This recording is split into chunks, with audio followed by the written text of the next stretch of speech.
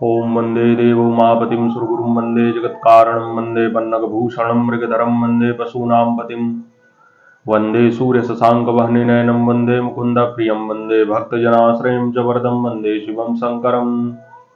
हर हर महादेव। मैं हूँ आचार्य विपिन। अपने YouTube चैनल में आप सभी का हार्दिक स्वागत करता हूँ, अभिनंदन करता हूँ। मित्रों, आज मैं आप सभी को कर्ण पिशाचिनी साधना के बारे में बताऊंगा। बहुत सारे लोगों के मन में यह धारणा बनी हुई है कि कर्ण पिशाचिनी साधना के बहुत सारे दुष्परिणाम होते हैं, जान का खतरा होता है। इस तरीके की धारणाएं लोगों में बहुत ज़्यादा फैली हुई हैं। तो इसमें असलियत क्या है? कर्ण पिशाचिनी साधना क्या इतना नुकसान करती है? ये सही है? मित्रों, कर्ण पिशाचिनी साधना ही नहीं, दुनिया की कोई भी साधना हो, वो नुकसान करेगी। कब करेगी? जब आप उसको सही से नहीं करेंगे।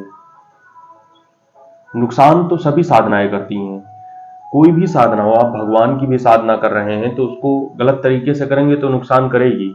इसीलिए गुरुओं का महत्व दिया गया है, क्योंकि जब आप गुरु से सीखते हैं तो उसका जो सही विधान है, जो सही विधि है, जो सही ज्ञान है, गुप्त रहस्य हैं, उनसे आपको गुरु अवगत कराता है और फिर आपको उस मार्ग पर चलने के लिए रास्ता दिखाता है। तब आप उस रास्ते पर जब चलते हैं तो आप सही स्थान पर पहुंचते हैं, मतलब सिद्धि लाभ होता है आपको।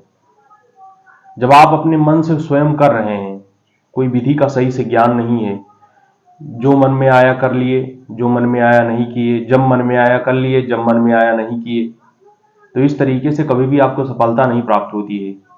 क्योंकि सफलता तभी प्राप्त होगी जब आप एक सिलसिलेवार तरीके से नित्य समय पर जाप करेंगे, समय पर साधना करेंगे, तभी कर्ण पिशाचिनी साधना में आपको सफलता मिलेगी। कर्ण पिशाचिनी साधना ही नहीं, किसी भी साधना की मैं बात कर रहा हूं, चाहे कोई भी साधना हो। अगर आप रेगुलर नहीं है, जैसे मान लीजिए, इस तरीके से समझिए कि जैसे आपने 2 माला मंत्र जाप आज किया, उसके बाद कल आपने 3 माला मंत्र जाप किया, परसों 10 माला मंत्र जाप किया, फिर 20 माला मंत्र जाप किया, उसके बाद एक फिर से आ गए 2 माले पे, तो इस तरीके से मंत्र जाप करने से कोई लाभ नहीं होगा। लाभ तब होगा जब आप रेगुलर होंगे।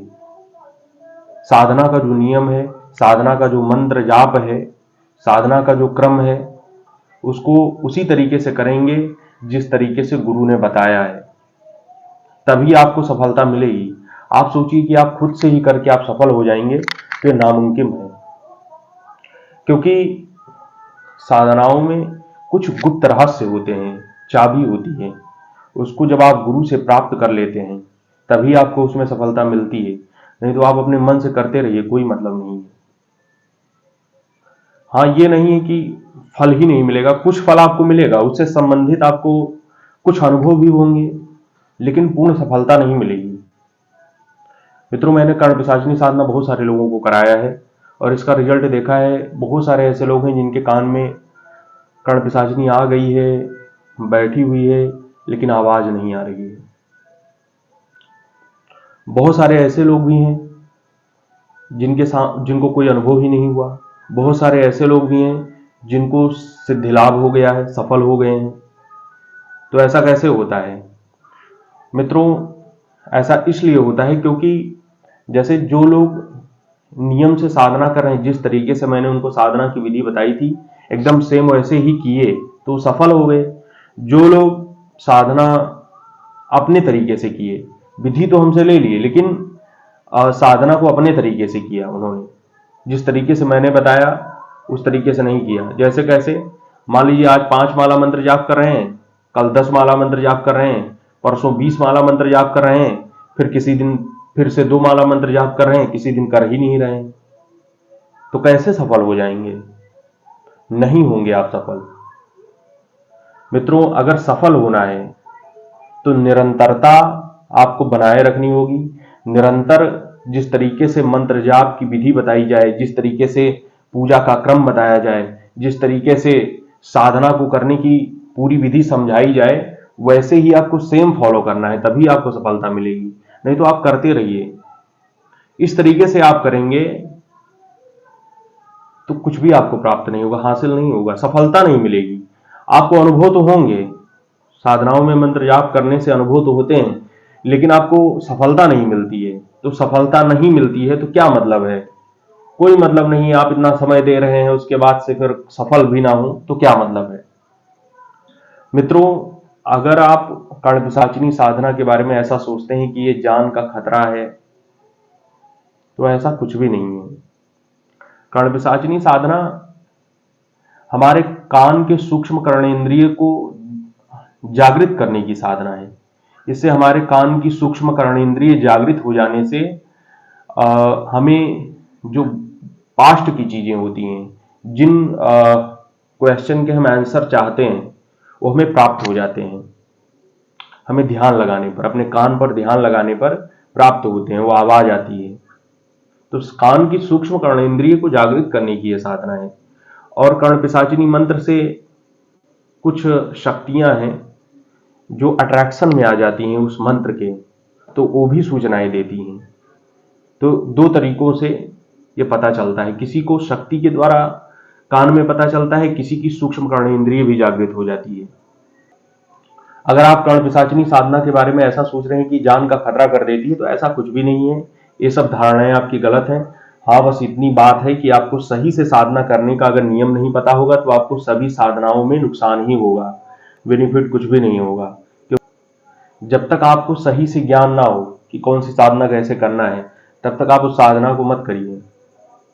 इसलिए साधना को करने से पहले उस साधना के बारे में गुरु से समझ लीजिए, गुरु से दीक्षा प्राप्त कर लीजिए।